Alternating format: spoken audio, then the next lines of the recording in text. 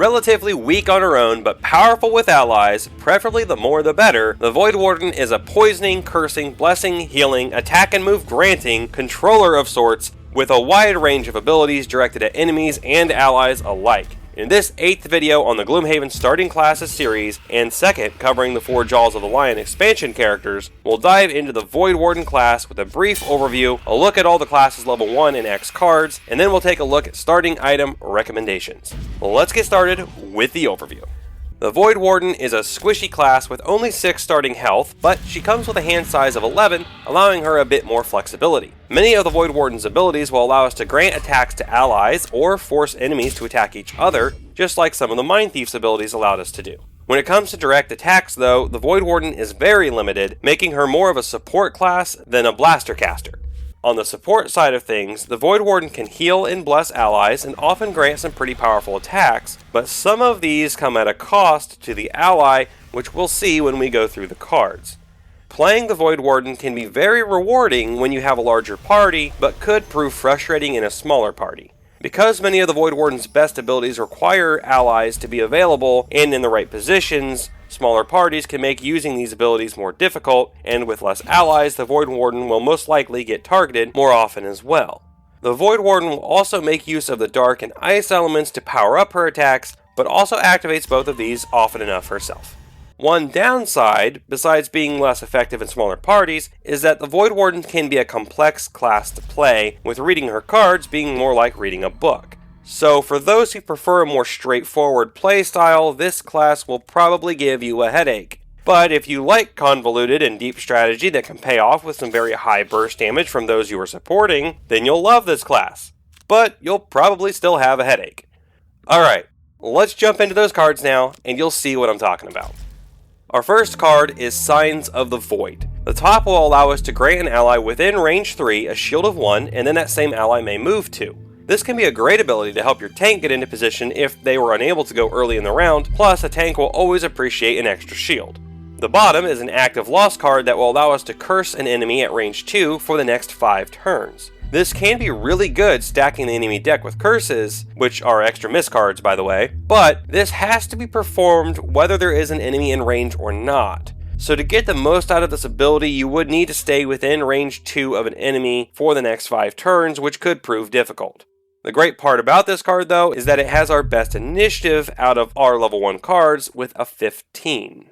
Next up we have Close to the Abyss. The top of this one is a heal 2, range 2, and target 2 that also blesses anyone who has poison removed by this ability. As we'll see soon, the Voidwarden sometimes poisons or hurts allies while healing them or granting them actions, so this is a kind of I'm sorry card that makes that okay.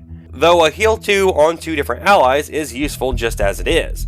The bottom of the card will force all enemies within range 3 to move 1 and we get to control the action. In the right situation, this can be very good, forcing enemies to step on traps or just to be put in an advantageous position for our allies' next ability, but most of the time we'll probably find other bottom actions more useful.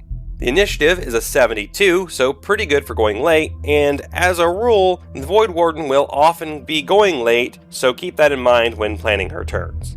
The third card is the Gift of the Void. The top ability is a poison, range 3, but then an adjacent ally may perform attack 3 at range 4, targeting the poisoned enemy. However, if the ally did do the attack, they suffer 2 damage. So here we see the first double-edged ability. If your ally is okay with the damage, this attack is pretty good, especially since the enemy gets poisoned first, essentially making this an attack 4. The bottom of the card, ironically, is a heal 2 at range 3. The initiative is another late one at 89. Black Boon is next with a top heal 5 range 3, but we poison the target and activate Dark. A heal 5 with this range is really good at any level, but the poison puts a damper on it for sure. If we combo this with a bottom heal though to remove the poison immediately, then we have a pretty good heal. Otherwise we could follow up on the next turn with Close to the Abyss top and grant our ally a bless as we remove the poison. The bottom of Black Boon is a move 2, and then one ally within 3 may move 2. This is another great way to help your ally with limited movement, or to throw your tank back in front of you. The initiative is unfortunately a pretty weak one at 43. Next up is Freeze the Soul. The top is our first direct attack with the Voidwarden for an attack 3 and poison. If we have ice to consume, we get +1 to the attack, and we also muddle the enemy and gain 1 XP. This isn't a bad attack, but it's a melee attack from a character who should rarely be in melee range. The bottom, though, is a stun at range 3, but we have to curse ourselves unless we have dark to consume. Depending on how you're playing the Voidwarden, the curse may not be that big of a deal, and stunning an enemy who is about to do a big attack can save your allies' HP. The initiative on this one is another poor one though, at 58. Wicked Scratch is next, and this one's top grants one ally within range 2 and attack 3, activates dark, and grants us 1 XP. This is a generally useful card so long as we are close to our allies, and is a good repeatable dark activator as well. The bottom is a loot one, and then strengthen one ally at range 3. So long as we don't need to move, this can be a great buff card that can also snag us some loot. The initiative is a 68, so not as late as we'd like if we're trying to go late. Next is Turn Out the Lights. The top of this one is our second direct attack with an attack 2, range 3, but if we consume dark, we can get +1 attack and curse the target along with gaining 1 XP. Being a ranged attack, this one will be much easier to use than the top of Freeze a Soul, and throwing a curse into the monster deck is always nice. The bottom has quite a bit going on here, but the gist is we force an enemy within range 3 to attack 3 at range 3, and both enemies will suffer the damage of the attack.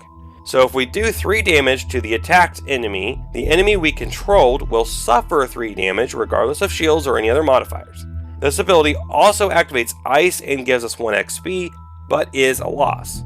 That said, this ability can dish out some pretty good damage to 2 different enemies, and the range gives it a lot of flexibility. Overall, a pretty strong loss card. The initiative is another middling one, though at 49.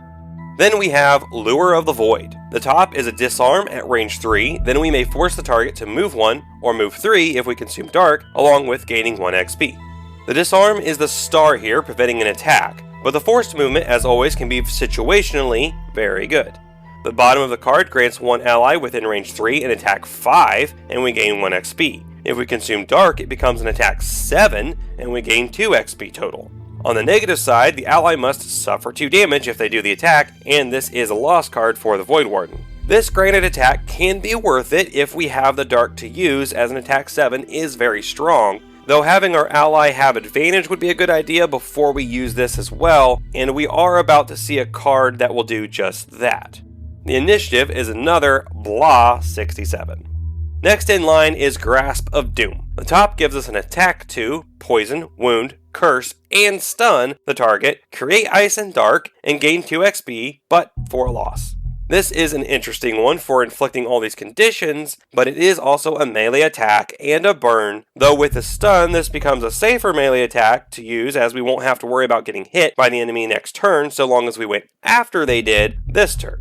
That said, this is not an attack I typically use, preferring other burns like the bottom of Turn Out the Lights. The bottom of Grasp of Doom, though, is a move 3 or move 5 if we have dark to use. With the Voidwarden's movement being pretty low overall, this move ability is one you'll want to hang on to.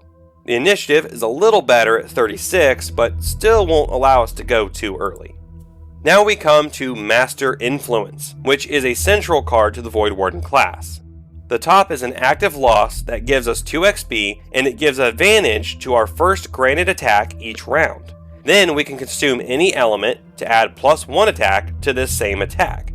Finally, with this card active, we use our modifier deck when forcing monsters to attack each other rather than the monster attack modifier deck. So for granted attacks like the bottom of Lure of the Void, like we talked about earlier, we usually won't have to worry about them being wasted when our ally pulls a miss, since they will have advantage and get to take the better of 2 cards.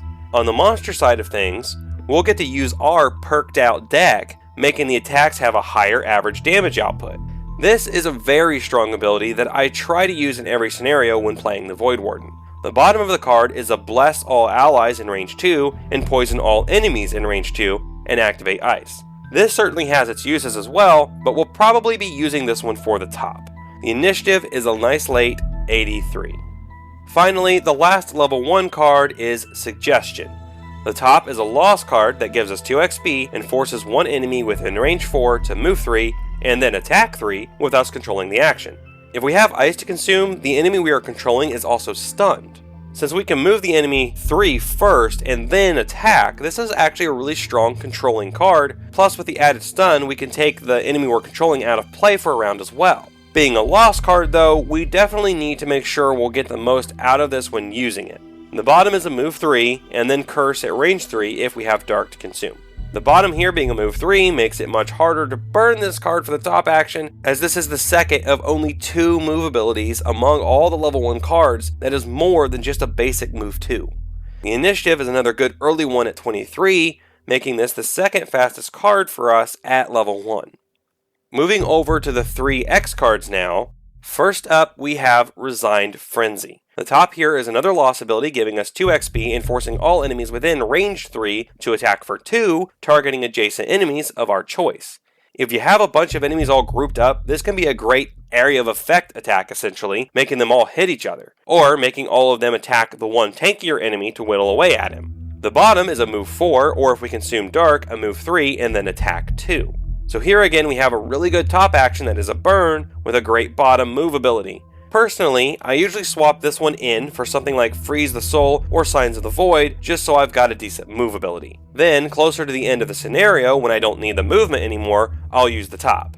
The Initiative 2 can be another reason to swap in this card, as it is a sorta early 26.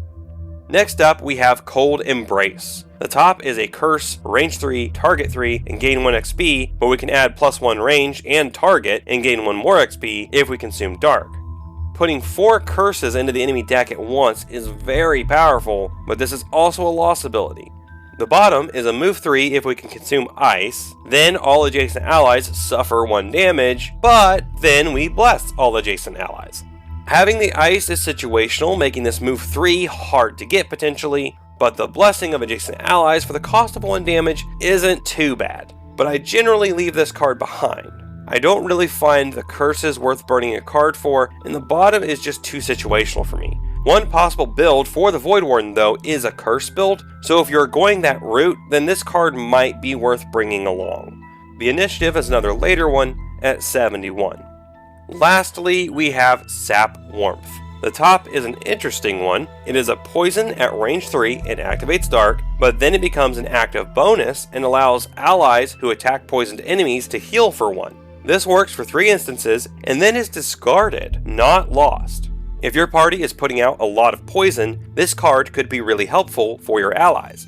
The bottom is a move 2 and then heal 3 on self and all allies within range 2, activate ice, and gain 2 XP. Unfortunately, this is also a loss ability, so it's great for some team-wide healing, but we can only use it once. Initiative-wise, this card isn't very good with a 59.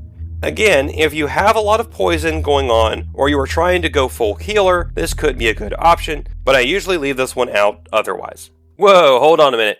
Future Doug here, couple of corrections I need to make on my past self. Master Influence bottom, the Blessed 2 at range 2 and the Poison at range 2 only targets 1 target, not everyone within range 2, so I made a mistake there. And also on Sap Warmth, the bottom gives us only 1 XP, not 2. Alright, back to past Doug. Okay, now that we've covered the cards, let's jump over to the items now. Obviously our movement is very slow, so some Boots of Striding will help alleviate that. Next, we could grab a health potion to help us with our low health, though a stamina potion could be an option too, not for longevity so much, as just to get a move card back to catch up faster, or maybe an attack granting action like Wicked Scratch Top. For armor, I'd say Cloak of Invisibility or Leather Armor would work well. Then for a head item, the Eagle Eye Goggles don't really make a lot of sense for us since most of our abilities grant attacks to others, so I'd go with the Iron Helm here to prevent us from being taken out by a crit. Finally, for hand items, there really isn't anything that stands out as particularly useful for the Voidwarden at level 1, so these slots may be best left empty to save money for better items later on. The Voidwarden is a complex class with a lot of interesting, even powerful abilities, but a lot of these abilities require allies and enemies to be in the right place at the right time. These facts make the Voidwarden a rewarding but challenging class to play. If you are tired of the same old stereotypical support classes, but still want to play a support role, try the Voidwarden. What do you think about the Voidwarden? Leave a comment down below. Also, please hit that like button now and then check out this video on another one of Gloomhaven's classes. Thank you so much for watching, have a great day, and keep on gaming.